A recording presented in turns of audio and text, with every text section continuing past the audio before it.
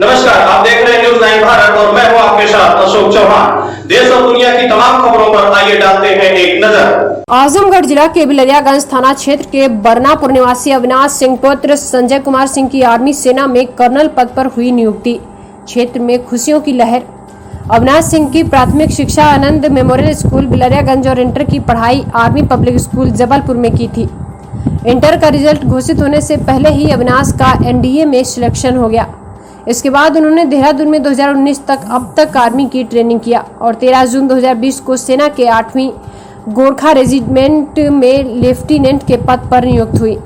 नियुक्ति की खबर मिलते ही क्षेत्र में खुशियों की लहर दौड़ पड़ी। घर में खुशियों का माहौल बना है। सेना में अविनाश की तीसरी पीढ़ी है। इसके पहले उसके बाबा श्रीराम जियावन सिंह हवलदार से रिटायर है और दूसरे बाबा सूर्यप्रकाश सिंह नायब सूबेदार पद से रिटायर है तथा इनके पिता संजय कुमार सिंह भी सेना से रिटायर है और दो चाचा जी में से एक चाचा निरंजय कुमार सिंह CHM और दूसरे चाचा विनय सिंह नायक पद पर अभी भी कार्यरत है। अविनाश माता पिता के साथ दो भाइयों में बड़े हैं। छोटे भाई अविनाश सिंह इंदौर से IIT की तैयारी कर रहे हैं। अविनाश का कहना है कि हम तो देश की रक्षा करके ही रहे और हम अपने आने वाली वंशज को भी ऐसी शिक्षा देंगे कि हम लोग भी देश की सेवा करते रहें। जी सर, आज आपके पुत्र अविनाश जी सेना में अधिकारी के पद पे पोस्ट हुए हैं, आपको कैसा लग रहा है? हम बहुत गर्वान्वित महसूस कर रहे हैं। हमारी ये तीसरी पीढ़ी है जो है सेना के लिए जो। हाँ सर, क्या संदेश देना चाहेंगे अविनाश जी को?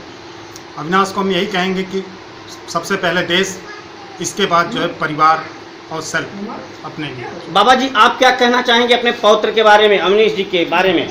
हम यही कहना चाहेंगे साहब कि जो है क्या नाम हमारा पुत्र जो है देश सेवा करे और इसके बाद परिवार की सेवा करे। सर, कहाँ से आप लोगों के दिमाग में आया देश सेवा की बात? इसलिए साहब कि देश में ही हमने काम किया है, इसी फौज में हमने भी काम किया है, इसलिए सबसे पहला जो है प्राथमिकता जो है देश की है। आप इस घर के पहली पीढ़ी के सेना में रहे सर, आप लोग बहुत खतरा उठाते रहे होंगे। जब दुश्मन सामने पड़ते थे तो कैसे आप लोग निपटते थे सर? जैसा माहौल रहता था उस तरीके से हम लोग